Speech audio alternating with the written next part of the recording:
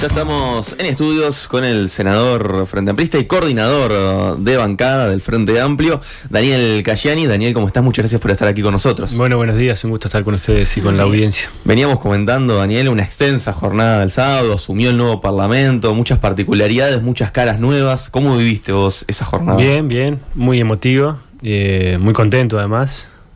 Creo que es una jornada también histórica. 40 años de democracia en el Uruguay es importante. Democracia ininterrumpida en todos estos años debe ser el periodo más largo desde nuestra existencia como Estado Nacional, que tenemos 40 años de democracia plena, democracia con deudas, ¿no? Democracia que también sin duda salió agujereada después de la dictadura, pero bueno, en esos 40 años el Frente Amplio ha sido uno de los principales protagonistas de esta etapa.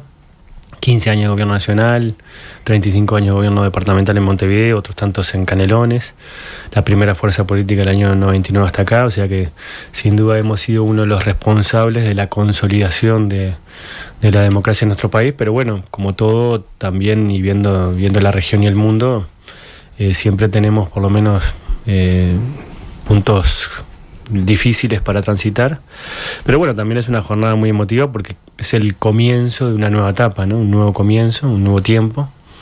Esa cosa rara también que tenemos, que asume primero el Parlamento y 15 días después el gobierno nacional, o sea que estamos en una etapa donde tenemos mayorías parlamentarias diferentes a las que se votaron en la penúltima elección nacional, y un gobierno que le queda por suerte muy poquito, pero bueno, sabemos que también en estos tiempos se pueden hacer muchas cosas. Y bueno, y también creo que es una etapa nueva porque en realidad hay una nueva geografía política en nuestro país. Eso fue dado por las elecciones de octubre del año pasado.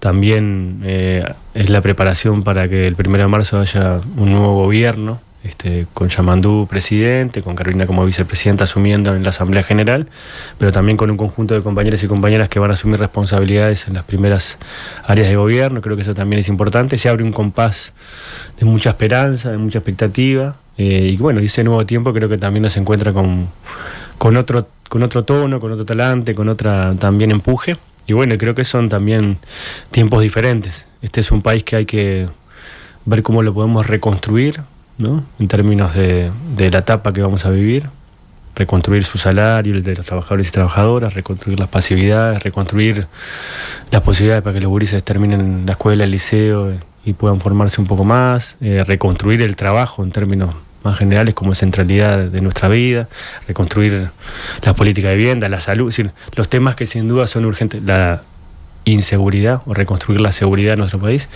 y al mismo tiempo que vamos viendo las cuestiones urgentes, también ir viendo cómo empezamos a delinear las carreteras del desarrollo futuro, que sin duda son muy importantes, que ahí sin duda están los temas del ambiente, bueno, los cambios en el mundo del trabajo, la educación, la inversión en tecnología, innovación, los aspectos que hacen a la producción nacional, que sin duda todavía son muy complejos, y bueno, y también al mismo tiempo cómo podemos ver cuál es el estado de situación del Uruguay hoy, que tenemos un panorama que quizás no es el más claro de todos, y que bueno, que seguramente en estos tiempos, una vez que asumamos el gobierno, también vamos a conocer un poco más el estado institucional del país, que también es importante, porque creo que en algunas áreas hay que pasar un cepillo de alambre en algunos temas, ¿no? Pero bueno, creo que eso también es la tónica. En el Senado de la República vamos a tener 3 partidos políticos representados: el Partido Colorado, el Partido Nacional y el Frente Amplio. En la Cámara de Diputados van a haber otros partidos más: Identidad Soberana, Cabildo Abierto, el Partido Independiente.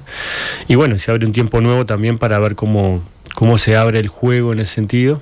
Ahora vamos a entrar en eso, Daniel, justamente de cómo se va a dar el diálogo, cómo se espera que se den en las distintas cámaras, pero hay otra particularidad, no solo estos 40 años de democracia ininterrumpida, sino algunas particularidades en el nuevo Parlamento que asumió, pensando, por ejemplo, en esta alta tasa de recambio que se dio, ¿no? Desde 1990 se da la mayor cantidad de legisladoras y legisladores nuevos que ingresan al Poder Legislativo. ¿Qué dice para ti eso, bueno, de cómo está nuestro sistema político, de la ciudadanía? Bueno, yo creo que eso es bueno. Es bueno primero porque la ciudadanía es libre de elegir, es bueno porque hay una oferta interesante de los partidos políticos, Y bueno, y todo eso se hace dentro de la institucionalidad democrática que existe en nuestro país, porque nuestro país tiene una democracia basada sobre todo en la robustez de sus partidos políticos, más allá que los partidos políticos tenemos todavía muchas cosas para cambiar. Pero bueno, en algunos lugares, en algunos otros países, se establece una cláusula para ir renovando el Parlamento, o 2/3, 1/3, para hacerlo obligadamente. Acá sucede naturalmente, y eso creo que es importante. Siempre ha habido una tasa importante de recambio, sobre todo en diputados, casi un 50%, ahora aumentó. Y bueno, eso también es un desafío para los nuevos integrantes del sistema político, que muchas veces ya han sido ediles o participan en la actividad política institucional. Y bueno, creo que hoy tienen también la posibilidad de estar más expuestos en términos de sus planteos políticos, y bueno, también la responsabilidad de construir algunos puntos de entendimiento, sobre todo en una Cámara que no va a tener la mayoría por lo menos absoluta el Frente Amplio, tienen la mayoría como partido, y bueno, donde también se van a empezar como a delinear parte del trabajo político. Yo creo que eso es interesante, creo que es bienvenido, y me parece que le hace bien a la política, porque en realidad cuanto mayor diversidad de expresiones existen en estos lugares institucionales, mejor, porque en realidad, si bien sabemos que no toda la diversidad de nuestra sociedad se expresa en la Cámara de Representantes y en la Cámara de Senadores, eso sería un reduccionismo muy atroz, pero bueno, siempre hemos tenido un buen nivel de representatividad, y eso es importante. Bueno, pensando en esto que vos mencionás, ¿no? Donde en la Cámara de Diputados no se tiene mayoría, si bien vos estás en el Senado, queríamos consultarte cómo visualizás que puede llegar a ser este diálogo, sobre todo pensando en que hay un partido nuevo, Identidad Soberana, con 2 diputados. ¿Cómo va a ser esa negociación? Bueno, yo creo que sin duda todo al principio cuesta agarrarle el tiempo, ¿no? El timing, pero bueno, me parece que sin duda es muy interesante. Primero porque es un desafío.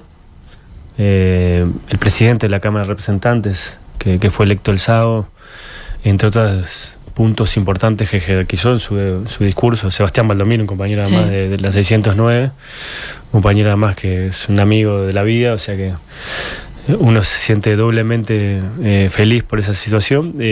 Señaló y jerarquizó la necesidad de tener sobre todo una mirada puesta en los acuerdos.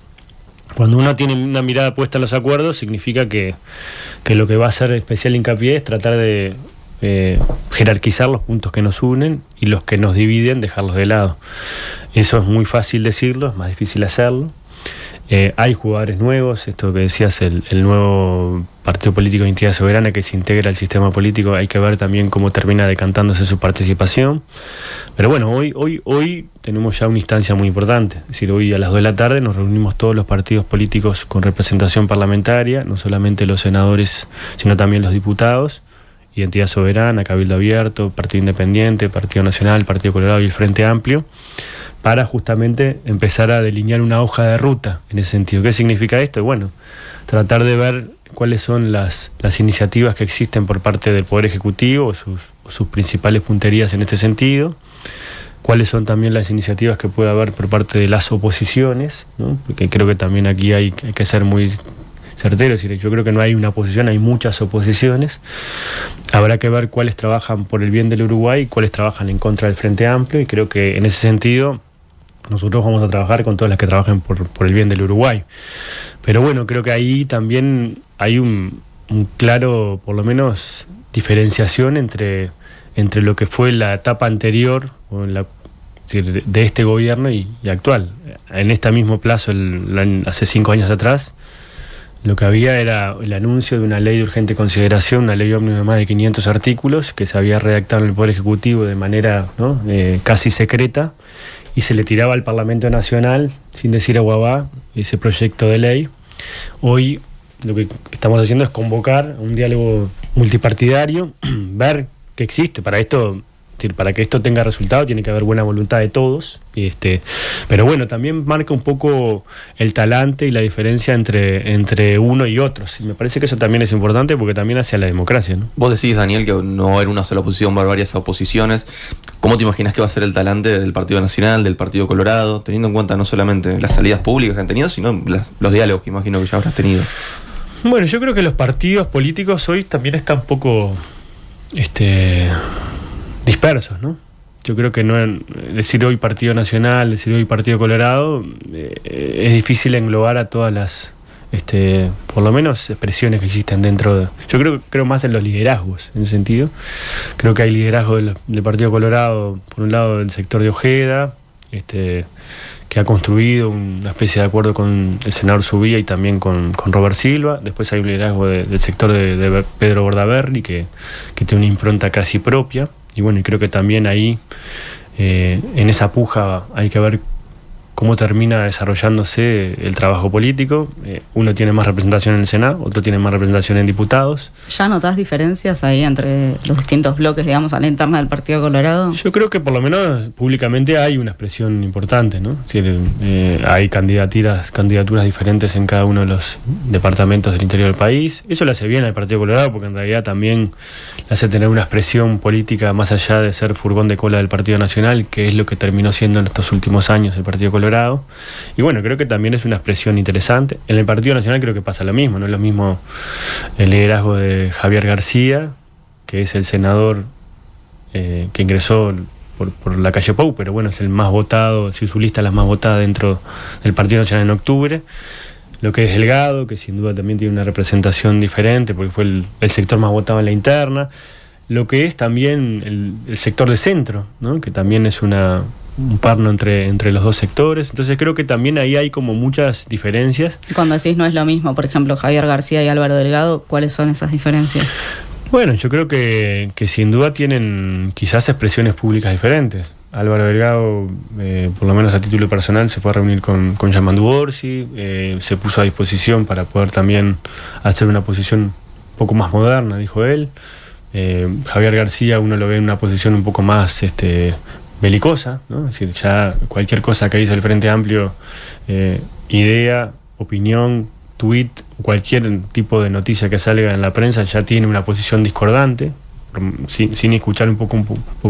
Pero bueno, creo que también ahí uno se marca un poco el talento, pero bueno, también dentro de esa gran aglomeración, que es una lista más grande que la 40, está también esa Alianza País, está lo que era Alianza Nacional con el senador Cami, que va a ser el coordinador. Yo tengo una excelente relación, por tanto creo que también hay como muchas alas. Por eso digo que hay que hablar de oposiciones. Y bueno, el Frente Amplio tiene que tener la capacidad de hablar con todos y tener la capacidad también, y sobre todo la agilidad y bueno, el pragmatismo de poder tener, en la medida de lo posible, acuerdos con diferentes para justamente vehiculizar algunas transformaciones. Lo de hoy, sin duda, es construir esa hoja de ruta. ¿Por qué? Porque hace más de 8 años que el Uruguay, y sobre todo el sistema político, no alcanza un acuerdo para renovar los ministros de la Suprema Corte de Justicia o el TCA. Es decir, pasó toda la legislatura pasada y no hubo ni siquiera una intención de poder acordar algo. Para esto se necesitan 2/3 de la Asamblea General, es decir, se necesita una mayoría muy importante. Pero bueno, este quinquenio, este periodo, en estos 5 años se van a renovar los 5 ministros de la Suprema Corte de Justicia y los 5 ministros del Tribunal de lo Contencioso Administrativo. Algunos porque cumplen más de 10 años de su mandato y otros porque llegan a los 70 años. Y bueno, en este quinquenio tenemos que ponernos de acuerdo para que la vía de la renovación no sea por el más antiguo, ¿no? Es decir, como por Descartes. Me parece que eso sin duda es una mala señal. Eso también, ahí tiene que haber por lo menos una intención de poder tener una mirada larga. Ni que hablar el tema de la fiscalía, que tenemos una fiscal subrogante, un fiscal de corte que renunció antes de tiempo, y por tanto ahí también tenemos por lo menos una debilidad institucional, que además esta fiscal de corte fue designada por una mayoría, no de 3/5 como establece el Senado, sino por 50 votos o 16 en el Senado, porque en realidad se modificó para que la fiscal más vieja, ¿no? Es decir, más antigua, para decirle mejor dicho, más antigua de Montevideo sea la que asuma la fiscalía subrogante. Por tanto, también hubo un cambio institucional en ese sentido, y ni que hablar aspectos que hacen también a los organismos del Contralor, la Corte Electoral, el Tribunal de Cuentas, que sin duda también tienen que estar dentro del radar, y ni que hablar si podemos avanzar en la participación de la oposición en los servicios centralizados en las empresas públicas. Entonces, eso que ya lleva un tiempo largo para poder enunciarlo, imagínense para poder trabajar. Creo que tiene que tener la disposición de parte del gobierno o de las bancadas oficialistas. En el caso nuestro está toda nuestra disponibilidad para poder empezar a tener una hoja de ruta y construir una hoja de ruta, y también de la oposición justamente para ver cómo. Hay algunos que ya se han parado en las cuchillas y hay otros que creo que sin duda tienen una posición diferente. Entonces creo que también hay que tener también sintonías diferentes.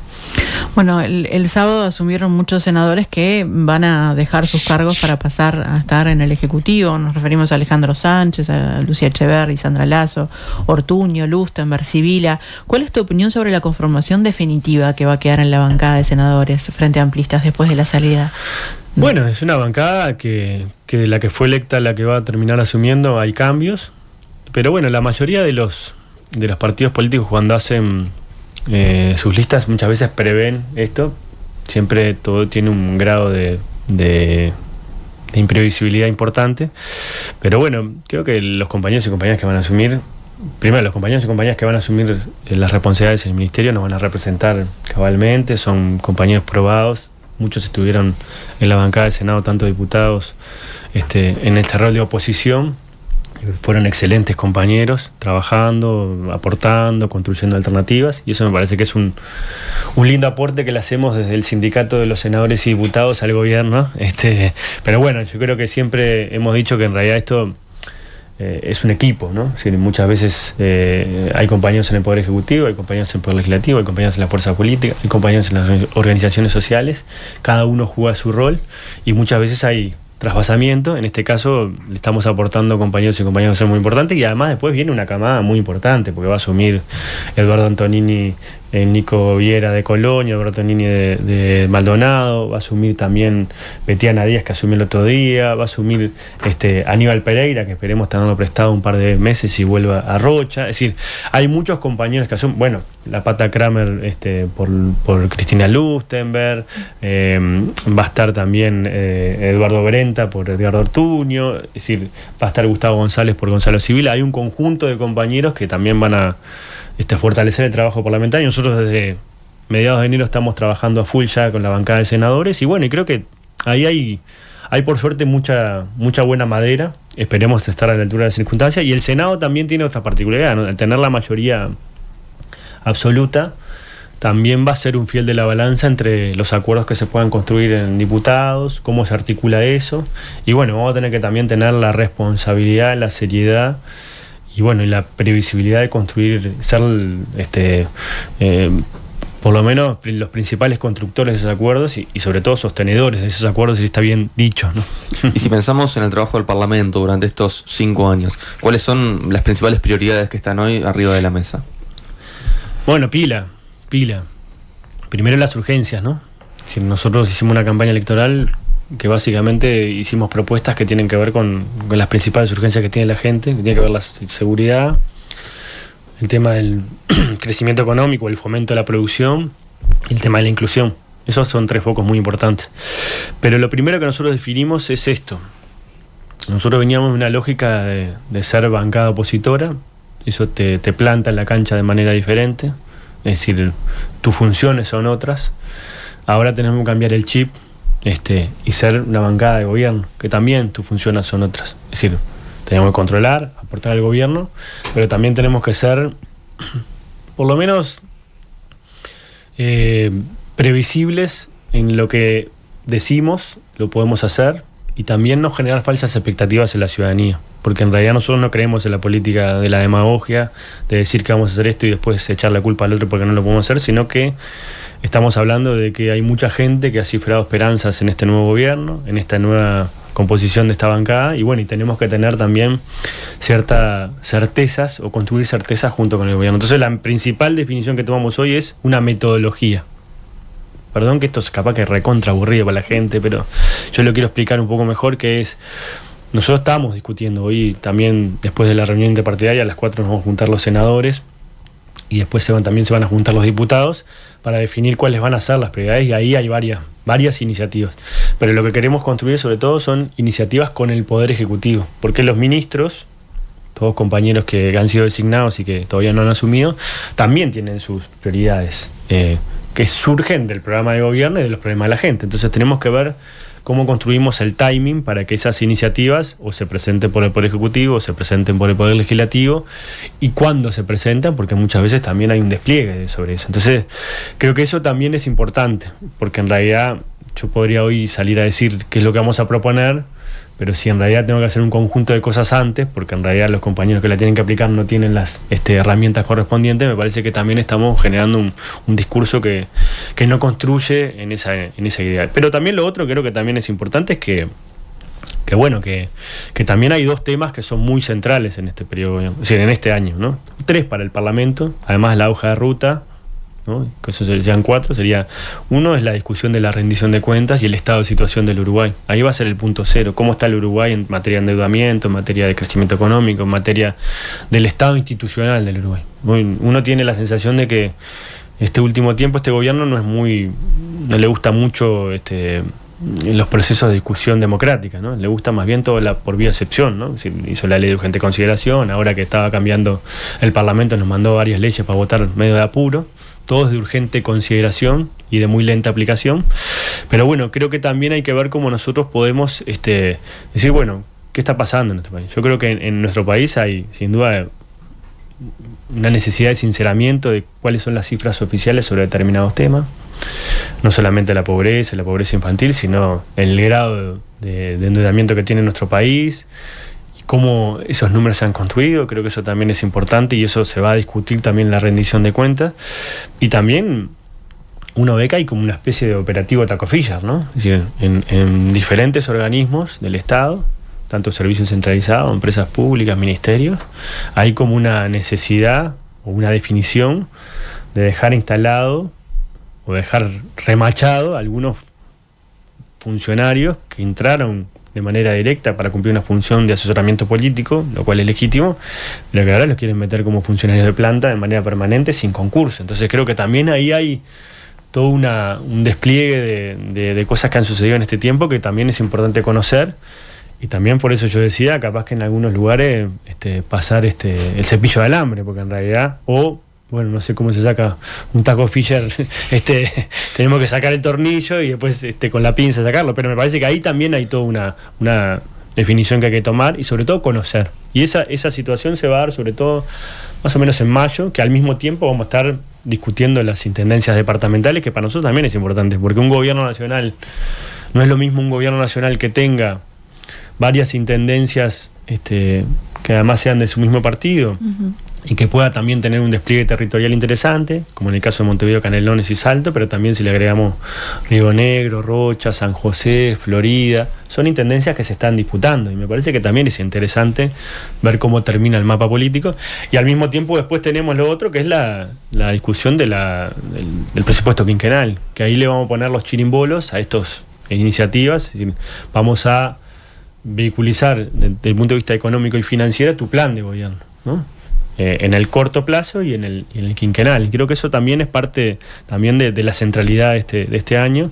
Y ni que hablar que además tenemos la discusión sobre un nuevo comisionado parlamentario que termina su mandato en octubre y el Parlamento tiene que buscar mayorías también importantes. Entonces hay una agenda interesante que además se mezcla con otras iniciativas que seguramente la oposición va a construir.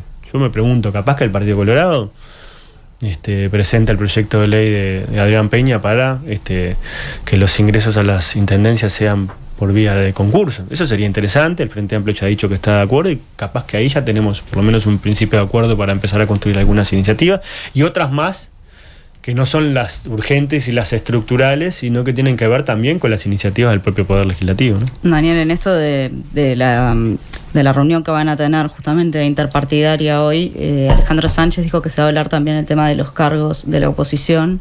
¿Eso va a estar presente? ¿Qué se planteará? Sí, a ver, a mí no me gusta mucho decir los cargos, a mí me gusta decir más la participación, ¿no? Es decir, la participación de la oposición en los organismos, sobre todo los descentralizados y también los organismos de contralor. Bueno, es una de las ideas. Lo que creo que nosotros vamos a, sobre todo el Poder Ejecutivo entrante, Alejandro Sánchez como futuro secretario de Presidencia y también la vicepresidenta, lo que se va a establecer es cuál va a ser, como quien dice, el organismo o el ámbito donde se va a discutir esto. Creo que es muy importante. ¿Y cuál va a ser? Bueno, eso le vamos a plantear a las oposiciones para ver cuál es su respuesta. Ujú. Y bueno, en función de eso creo que el Poder Ejecutivo entrante, porque todavía no está en ejercicio, va a hacer una propuesta correspondiente. El Poder Ejecutivo ya está, ya tiene resuelto cuál va a ser la propuesta, o sea que en la medida que eso pueda ir ordenándose, eso también nos va a permitir ir avanzando. Y también el Poder Ejecutivo tiene una necesidad de, cuanto antes, nombrar a las principales autoridades de los servicios centralizados, la ANEP, ACE, que sin duda son dos organismos muy importantes, que además no van a tener representación de la oposición porque en realidad ya tienen representación social, y ese ha sido, por lo menos desde Vázquez hasta acá, el criterio que ha asumido. Entonces por eso ya tenemos por lo menos una posibilidad de empezar a trabajar en eso, y ni que hablar los otros organismos que sin duda son muy importantes, los bancos, las empresas públicas. Pero bueno, también creo que eso va a tener que llevar un tiempo en términos de cuál va a ser la respuesta de las oposiciones. Y bueno, me parece que en esto, acá hay un gobierno que ya está casi pronto para asumir, tiene los pantalones cortos puestos, tiene los zapatos ahí, ya se están atando los cordones, y está todo resuelto como para poder, por lo menos encaminado para empezar a trabajar. Creo que también hay respuestas de la oposición o de las oposiciones para ver qué termina pasando. Daniel, hay otro tema que queremos charlar con vos, porque bueno, en diferentes oportunidades te hemos consultado sobre temas internacionales, y en ese sentido, bueno, como senador electo, pero también como idóneo en el tema, queremos consultarte por la resolución del presidente Luis Lacalle Pou de no invitar a la asunción del 1 de marzo a Cuba, a Venezuela, a Nicaragua. Bueno, ¿qué opinión te merece ese accionar por un lado? Y por otro lado, ¿qué es lo que se persigue con todo esto? Sí, sobre ese tema, creo que el canciller designado y el secretario de Presidencia designado van a hacer ahora unas declaraciones esta semana. El 1 de marzo es un evento muy importante porque asume un nuevo gobierno, y bueno, el Uruguay históricamente ha invitado a todos los países que tienen relaciones diplomáticas. Con estos 3 países nosotros tenemos relaciones diplomáticas. Este gobierno no rompió relaciones. Más allá de que con Venezuela estamos en una situación difusa, porque en realidad ni rompimos relaciones, ni ellos rompieron relaciones, pero retiramos cada uno de nosotros el personal diplomático. Y bueno, me parece una descortesía desde el punto de vista del protocolo que un presidente saliente le niegue la posibilidad de que un presidente entrante invite a quien quiere invitar, en este caso a países que tenemos relaciones institucionales. No más que eso, creo que además esta asunción, si no tengo mal los números, creo que va a ser de las asunciones que más presidentes y presidentas de la región y del mundo van a participar. Así que me parece que lo que hay que poner sobre todo es la puntería y los objetivos en que eso sea una fiesta. Vamos a asumir o va a asumir el presidente Orsi y la vicepresidenta Cose a las 2:00 de la tarde en la Asamblea General. Eso también va a ser una fiesta de la democracia, y también después va a asumir en la plaza y van a designar a todos los ministros correspondientes en la Plaza Independencia. Así que yo creo que el foco tiene que estar puesto ahí. Va a ser una gran fiesta y sobre todo va a ser un evento de una trascendencia internacional muy importante, porque para los países de la región y el mundo, que el Uruguay gobierne nuevamente la izquierda, gobierne el progresismo, sin duda también es una luz de esperanza, porque en realidad lo que estamos viendo en la región y el mundo es que eso básicamente no está de moda, ¿no? Más bien todo lo contrario.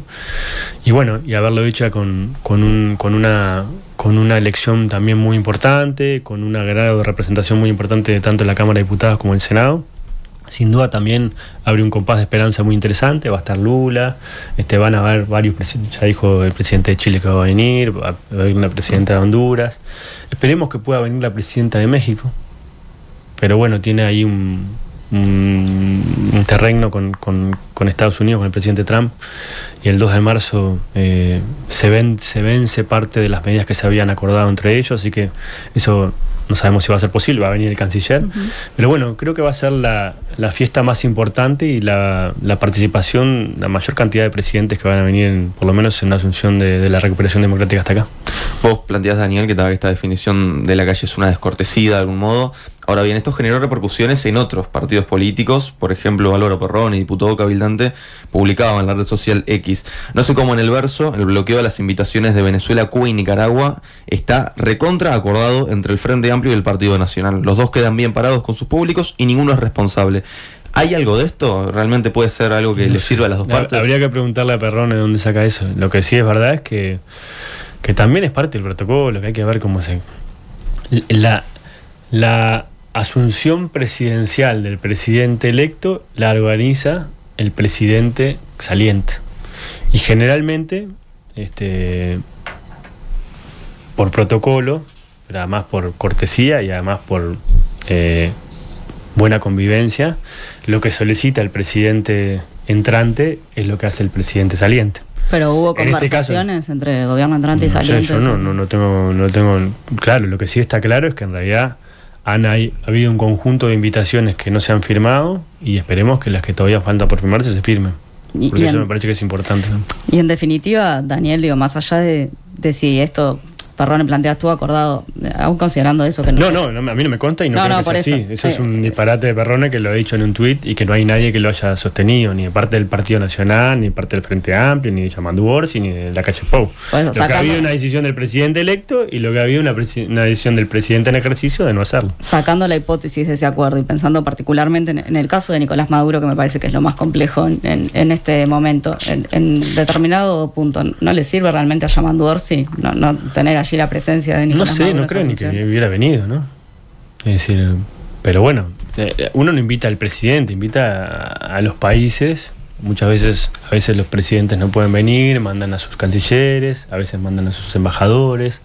Es decir, creo que en ese sentido le estamos dando más relevancia. Yo lo he dicho públicamente, para mí Yamandu no tendría que haber ni invitado a Maduro a la cumbre, es decir, a la asunción presidencial, o sea, esto es personal, ¿no? Pero me parece que en términos políticos, lo mejor de esto es que esto va a ser una gran fiesta de la democracia, que son 40 años de democracia, que hay una transición medianamente ordenada entre un gobierno saliente y un gobierno entrante, y que bueno, que en este país, por suerte, florece la democracia y eso no está sucediendo en muchos países de la región y del mundo. Senador frente amplista Daniel Casciani, muchas gracias por estos minutos. Muchísimas gracias a ustedes. Gracias, Daniel. Nada que perder.